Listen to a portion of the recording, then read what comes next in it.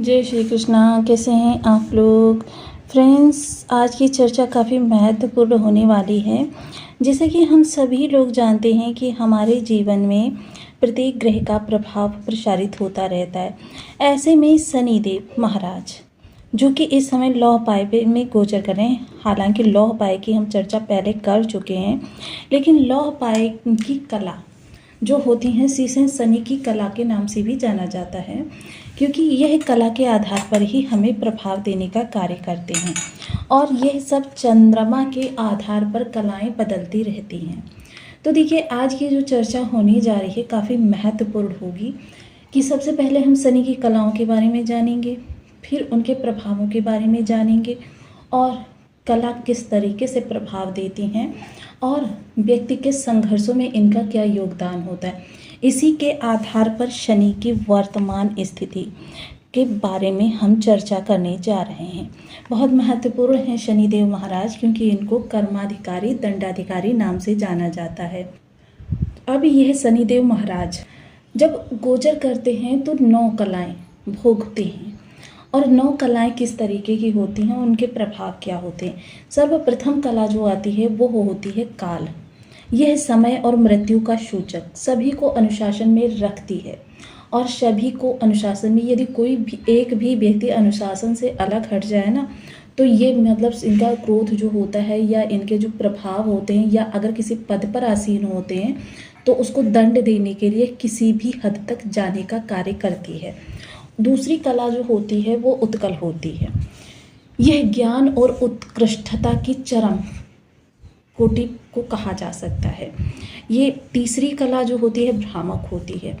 भ्रामक जो होती है वो आपके अंदर मोह माया, किसी भी व्यक्ति विशेष से आपका बहुत घनिष्ठ प्रेम हो सकता है और भ्रम यानी हर चीज़ में भ्रम की स्थिति को बनाकर रखती है।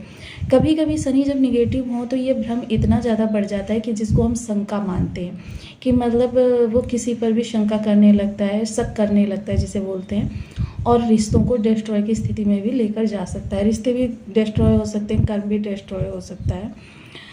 चतुर्थ कला संवर्तक, चीज़ों का नाश और प्रलय, मतलब व्यक्ति स्वयं ही अपने क्रियाकलापों के द्वारा चीज़ों को बिगाड़ने का काम करने लगता है। किसी को दोष नहीं दे सकता है, क्योंकि चीज़ें उसने खुद ही की होती हैं भ्रम के वशीभूत होकर। लेकिन यहाँ पर एक अच्छी चीज़ क्या होती है कि विस्थापित और पुनर्निर्माण भी करता है, नवीनीकरण भी करता है। पुनर्निर्माण करता है तो पहले की अपेक्षा कई गुना बड़ा बेहतर करता है। उसके बाद में जो कला आती है, पंचम कला जो होती है ज्वाल होती है। पंचम कला जो ज्वाल होती है ये उड़ता तेज, अग्नि समान, क्रोध या प्रताप, इन चीज़ों के लिए जानी जाती है। षष्ठ कला जो होती है रौद्र होती है। यह उग्र रूप और न्याय के कठोर निर्णय क्षमता को दर्शाती है। जीवन में बहुत ज़्यादा मतलब अगर चीज़ें प्रिय ना हो या चीज़ें मन की ना हो तो व्यक्ति उग्र रूप को धारण कर लेता है। ऐसा प्रचंड उग्र रूप आप शनिवत हो समझ लीजिए, यही इसके लिए सही उदाहरण रहेगा। विशाल कला जो होती है ये धैर्य, गंभीरता और असीमित सहन शक्ति, यानी ऐसे समय में व्यक्ति धैर्य से काम लेता है, गंभीरता का अनुसरण करता है और उसके अंदर सहन शक्ति इतनी होती है कि स्थिति कितनी भी विषम क्यों ना हो जाए, लेकिन फिर भी वो अपनी सहन शक्ति नहीं छोड़ता है, सहने के लिए बिल्कुल तत्पर होता है। इसके बाद की जो कला आती है वो होती है कपाल। भाग्य और कर्मों का हिसाब और प्रारब्ध से जुड़ी हुई शक्तियाँ यहाँ पर महत्वपूर्ण होती हैं। नवम कला जो होती है वो संकोच होती है। सीमाओं का निर्धारण, रुकावटें और सही समय पर फल देने के लिए धीरज का गुण। ये तो हो गई वो 9 कलाएं जिनमें शनि अपने प्रभावों को आगे की ओर प्रभावित करने के लिए अग्रसर होते हैं। देखिए, हम डे बाय डे आपके लिए कुछ ऐसे सूत्र भी लेकर आते रहते हैं जिन सूत्रों के द्वारा आप स्वयं ही आकलन कर सकते हैं कि आपके लिए किस ग्रह का प्रभाव कैसा रहने वाला है।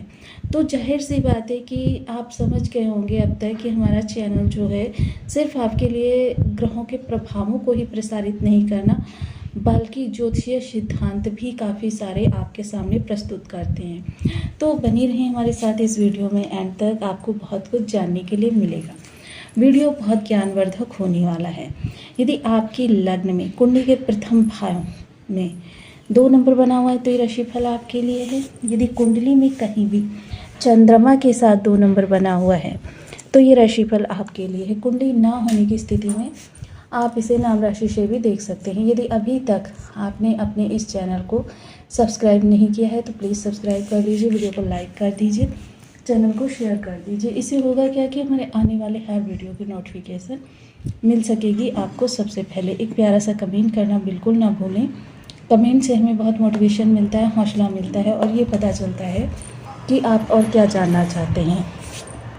सर्वप्रथम यहाँ तो हम सबसे पहले इनकी दृष्टियों की चर्चा करेंगे। तृतीय दृष्टि जो लग्न पर जाएगी, सप्तम दृष्टि पंचम स्थान पर और दसम दृष्टि अष्टम स्थान पर। अब इन कलाओं का प्रभाव कैसे प्रभावित होता है? ये कलाएं जो हैं ये चंद्रमा की गति के आधार पर बदलती रहती हैं। अब चंद्रमा की गति किस तरीके की होती है? 2.25 दिन में चंद्रमा स्थान बदलते हैं। अब क्या वो 2.25 दिन एक स्थान पर स्थिर रहते हैं? नहीं, चलते रहते हैं। कोई भी ग्रह हो वो स्थिर नहीं होता है, हमेशा घूर्णन करता रहता है। इसीलिए देखिए हमारे दिन और रात भिन्न भिन्न होते हैं और हमारे प्रत्येक मिनट अलग होता है, पिछले मिनट से अलग होगा, क्योंकि इसी के आधार पर हमारे जीवन में जो प्रिय अप्रिय घटनाएं घटती हैं वो होती रहती हैं। इसीलिए मैं देखिए चंद्रमा की शक्ति को बढ़ाने पर बहुत विशेष बल देती रहती हूँ कि चंद्रमा की शक्ति अगर बहुत बलवान है तो फिर वो जिस भाव में जाएगी वहाँ की अरिष्टता को कम कर देगा, और अगर कम अरिष्ट है तो जहाँ पर जाएगी वहाँ पर अरिष्टता को बढ़ा देगा। तो ये चीज़ें बहुत ही दुर्लभ होती हैं जो आपको हम यहाँ पर ज्ञान करा रहे हैं।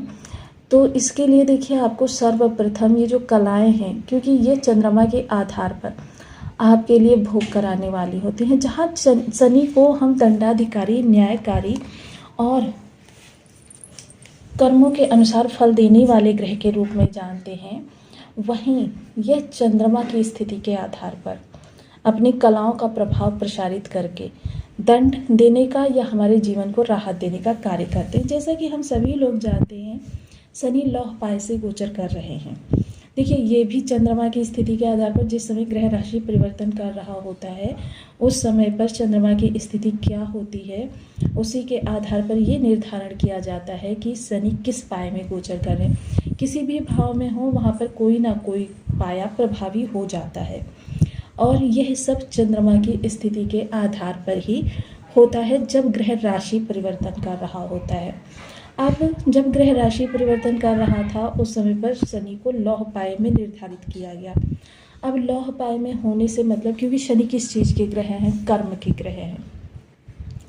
तो जाहिर सी बात है यहाँ पर संघर्ष कितने बढ़ेंगे और वो आपके लिए कसौटी कितनी उत्पन्न करेंगी। मतलब कसौटी ज़्यादा रहेंगी, संघर्ष ज़्यादा रहेंगे या राहत ज़्यादा रहेगी। तो मोस्टली लौह पाए आपका कर्म को बढ़ाने का पाया है। कर्म आपका बढ़ता रहेगा डे बाय डे। जैसे जैसे शनि की शक्ति बढ़ेगी वैसे वैसे आपके कर्म बढ़ेंगे। शनि मेजर प्लेनेट हैं, वो छोटे मोटे ग्रह नहीं हैं। छोटे मोटे ग्रह मतलब देखिए इन्हीं की चाल के आधार पर अन्य ग्रहों का प्रभाव व्यक्ति के लिए प्रभावित होता है। मोस्टली अगर आपको सही चीज़ें सटीकता से जाननी हो तो देखिए इसके लिए आपको विशेषतः अपनी जन्म कुंडली का अध्ययन करवाना परम आवश्यक रहता है। अब जिन भी लोगों के जीवन में संघर्ष ज़्यादा आ रहे हैं, कठिनता बहुत ज़्यादा बनी हुई है, जटिलताएं हैं, चीज़ों को वो जितना संभालने का प्रयास करते हैं चीज़ें उतनी ही कष्टकारी होती चली जाती हैं। तो देखिए आप तुरंत बिना वक्त गंवाए अपनी कुंडली किसी योग्य परामर्शदाता से ज़रूर एनालिसिस कराना चाहिए, क्योंकि जब आप ये एनालिसिस कराएंगे तभी आप सही तरीके से ज्ञान प्राप्त कर सकेंगे कौन सा ग्रह आपके लिए किस दिशा से जटिलता लेकर आ रहा है। और यदि विषमताएं बहुत ज़्यादा बनी हुई हैं तो देखिए, क्योंकि ऐसे योग्य विद्वान, क्योंकि अगर कलाओं के आधार पर या चीज़ों के आधार पर हर ग्रह की स्थिति का विवेचन किया जाए तो 4-5 दिन तो आराम से लग जाते हैं जब व्यक्ति निरंतर उसी कुंडली का अध्ययन करता रहेगा। तो ऐसी स्थिति में आपको करना क्या है, देखिए कुछ विशेष उपाय मैं यहाँ पर बता दे रही हूँ। यदि संघर्ष बहुत ज़्यादा बने हुए हैं शनि संबंधी, तो आपको करना क्या है। सबसे पहले तो देखिए आपको शनि से संबंधित चीज़ें कौन सी होती हैं। लोहा हो गया, लोहे से बनी चीज़ें हो गई, काला चना हो गया, सरसों का तेल हो गया, इसके अलावा काला कपड़ा, काले तिल, ये सारी चीज़ें जो होती हैं ये शनि से संबंधित, विशेषतः काला सुरमा शनि से संबंधित चीज़ें हैं। इनको आप किसी भी ज़रूरतमंद को शनिवार के दिन दान कर सकते हैं। अब देखिए आजकल तो ज़रूरतमंद लोग बहुत कम मिलते हैं, मोस्टली जो भी मिलते हैं वो दिखावा ही ज़्यादा करते हैं कि वो ज़रूरतमंद हैं। लेकिन अगर आपको नहीं मिल पा रहे हैं तो ऐसी स्थिति में आपको करना क्या है, शनि मंदिर में दान कर देनी है, ये चीज़ें चढ़ा देनी है। दूसरा है छायादान। शनि के लिए छायादान बहुत महत्वपूर्ण माना जाता है। कांसे का बर्तन लीजिए या लोहे का बर्तन लीजिए, उसमें पूर्ण रूपेण सरसों का तेल भर दीजिए, अपनी छवि देखिए और ले जाकर इसको किसी ज़रूरतमंद शनि मंदिर में। अब बहुत से लोग कमेंट करते हैं कि शनि मंदिर नहीं मिल पा रहा है, ज़रूरतमंद भी नहीं मिल पा रहे, तो ऐसी सिचुएशन में क्या करना है आपको, मंदिर में लगा पीपल, उसके नीचे ये बर्तन रख देना है। विशेषतः यदि देखिए इसका एक सूत्र होता है कि जब छाया दान करें तो जिस बर्तन में करें उस बर्तन के सहित दान कर दीजिए। उस बर्तन के सहित दान करने से आपके प्रभाव जो होते हैं दान के, छाया दान के प्रभाव बढ़ जाते हैं। लेकिन मोस्टली लोग क्या करते हैं कि दान तो कर देते हैं तेल का, लेकिन बर्तन अपना वापस लेकर चले आते हैं, जो कि बिल्कुल भी सही तरीका नहीं है। तो इसके लिए जो भी उपाय करें, जो भी क्रिया करें, पूर्ण उसके बारे में ज्ञान ले लें और ज्ञान के बाद